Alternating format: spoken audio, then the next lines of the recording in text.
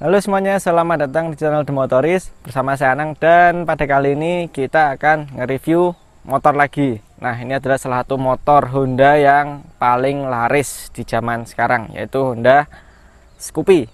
Nah, kita akan bahas apa aja sih perbedaannya Scoopy yang lama ini dengan Scoopy yang baru. Dan di akhir nanti akan saya kasih kesimpulan apakah Scoopy lama ini layak untuk dibeli dalam keadaan second. Simak terus video selengkapnya, tapi sebelumnya jangan lupa untuk like, komen, serta subscribe channel ini agar channel ini dapat terus berkembang dan memberikan manfaat pada para penonton.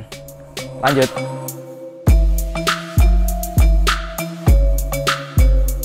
Oke, kita akan bahas apa aja perbedaan dari Scoopy yang lama ini dengan Scoopy terbaru. Nah, Scoopy yang lama itu punya desain seperti ini.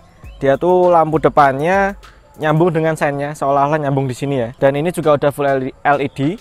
Nah, untuk Scoopy yang baru, lampu dengan lampu sennya itu berbeda. Jadi kayak ada pisah sedikit seperti itu. Tapi juga sama, lampu depannya udah full LED. Di lampu belakang itu lampu utama dan lampu sennya nyambung. Tapi untuk yang model terbaru, dia sedikit memisah. Nah, itu memberikan kesan lebih retro. Secara keseluruhan, desain yang lama ini dengan desain Scoopy yang baru itu nggak beda-beda jauh. Tapi untuk yang baru tuh lebih seger rasanya, lebih klasik lagi rasanya, lebih bagus menurut saya untuk segi desainnya. Terus perbedaan kedua adalah di speedometernya.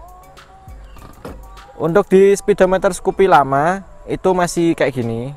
Dia ada takometernya, terus ada indikator bensinnya, dan odometernya cuman sederhana sekali. Sedangkan di Scoopy baru dia sama, mirip-mirip, tapi di bagian odometernya itu sudah lebih lengkap informasinya. Dia ada ya secara umum sama kayak Honda-Honda lain, seperti konsumsi bahan bakar, terus voltase aki dan lain-lain, yaitu lebih komplit lah informasinya. Bahkan lifetime oli itu juga udah ada di speedometernya Scoopy terbaru. Lanjut, Scoopy terbaru itu punya cantelan di sini yang lebih besar. Untuk Scoopy lama cantelannya ini kecil, sedangkan Scoopy terbaru itu punya cantelan yang lebih besar lagi, dan menurut saya itu lebih aman kalau buat bawa barang. Nah, selama saya pakai Scoopy lama ini itu sering belanjaan pakai plastik dicantel di sini, tiba-tiba jatuh sendiri. Nah, itu mungkin teratasi dengan cantelan baru di Scoopy terbaru tadi. Yang beda lagi dari Scoopy lama ini dengan Scoopy yang baru itu adalah rangkanya. Secara keseluruhan rangkanya itu sama, mirip-mirip, tapi yang terbaru itu sudah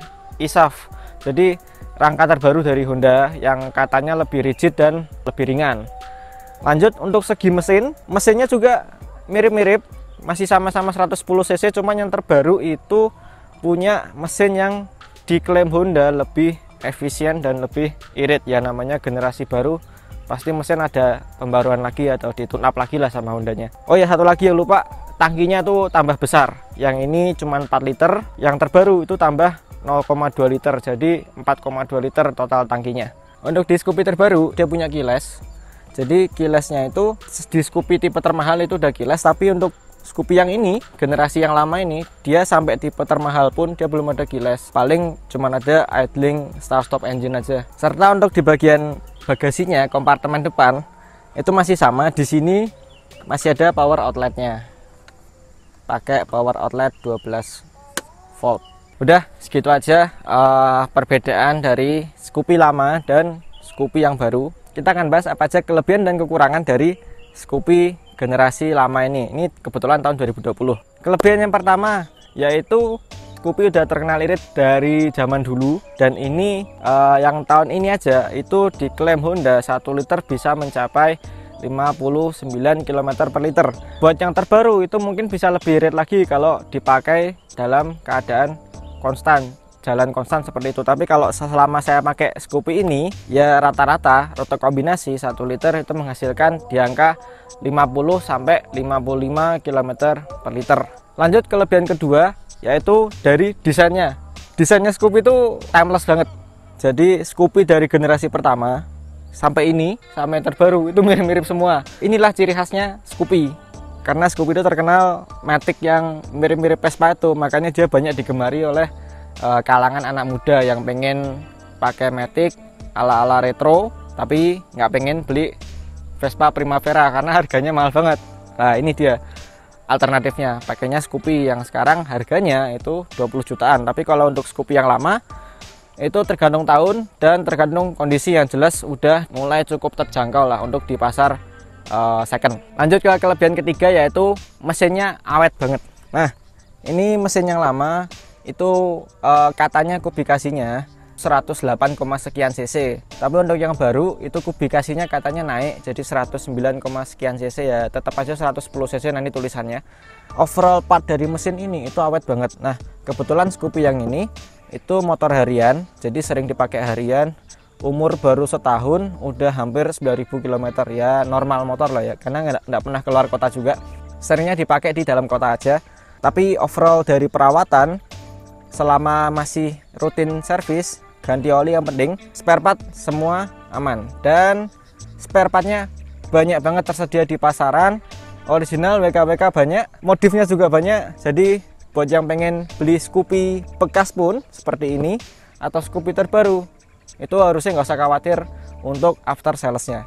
Kelebihan keempat yaitu ban yang dipakai di Scoopy. Scoopy itu terkenal menggunakan ban yang gede, gambot punya, dan dia sudah tubeless.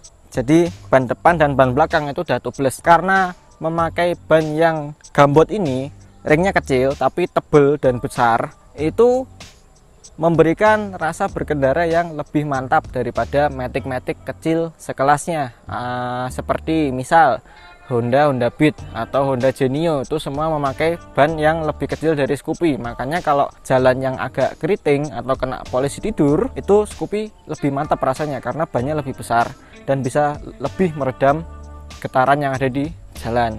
Lebih enak lagi buat teman-teman kalau punya Scoopy, itu bannya diganti yang lebih bagus lagi biar pengendaraannya lebih enak dan mantap.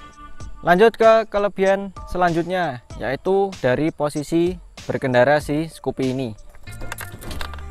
Untuk posisi berkendara Scoopy ini itu cocok banget buat orang yang tingginya tuh nggak tinggi-tinggi banget, karena memang Scoopy ini tingginya itu bersahabat banget sama tinggi-tinggi orang Asia. Untuk posisi berkendara, tangan saya tuh bisa lurus enak gitu ya, tergantung nanti kita duduknya bagaimana. Dan untuk di kaki itu masih ada jarak ke depan, jadi nggak mepet-mepet banget. Memang Scoopy ini tuh enak banget dikendarai untuk komuter sehari-hari, karena ya motor ini nggak nyusahin, dia ringan, terus dia juga nggak tinggi-tinggi banget, pendek, mudah buat kanan kiri, komuter sehari-hari enak. Kalau macet-macetan apalagi ini enak banget. Overall mengendarai Scoopy ini tuh buat sehari-hari, buat komuter itu nyaman, enak, dan ya memenuhi kebutuhan sehari-hari. Salah, nggak bikin kantong jebol, karena motor ini iritnya luar biasa, mantap. Sekarang kita akan bahas apa aja kelemahan dari Scoopy generasi lama ini. Yang pertama menurut saya yaitu speedometernya. Untuk Scoopy yang ini kebetulan tahun 2020 itu speedometernya sederhana banget, informasinya cuman bensin dan kecepatan. Sedangkan di Scoopy terbaru itu informasinya lebih lengkap. Jadi buat teman-teman yang pengen cari Scoopy, kalau butuh informasi yang lengkap di speedometer dan odometer, itu bisa mengambil Scoopy yang terbaru. Udah ada tambahan seperti voltase aki, terus lifetime oli dan lain-lain. Tapi kalau untuk yang Scoopy lama ini ya dapatnya cuman kayak gini, sederhana, pakai banget. Kelemahan selanjutnya yaitu menurut saya mesin dari Scoopy kalau buat boncengan berat banget. Memang dia 110 cc, kecil, mau berharap apa dari mesin kecil. Tapi karena dia irit banget, kompensasinya adalah dari segi tarikannya, dari segi tarikan dan segi akselerasinya. Honda tuh mesti begitu, kalau motornya dia ngejar irit pasti lemot akselerasinya. Lah Scoopy ini juga seperti itu. Untuk mesin yang terbaru itu katanya sedikit lebih efisien. Menurut saya kalau buat komuter sehari-hari, nggak buat touring jauh-jauh atau buat boncengan sehari-hari, tapi ya cukup dalam kota aja, nggak usah jalur-jalur yang ekstrim, ini sudah lebih dari cukup. Tapi kalau berharap lebih, ya jangan beli Matic 110 cc, beli yang lain. Kekurangan selanjutnya yaitu dari harganya. Harganya Scoopy itu mahal banget sekarang di Pulau Jawa, Jawa Tengah. Itu udah tembus 20 jutaan untuk yang paling mahal.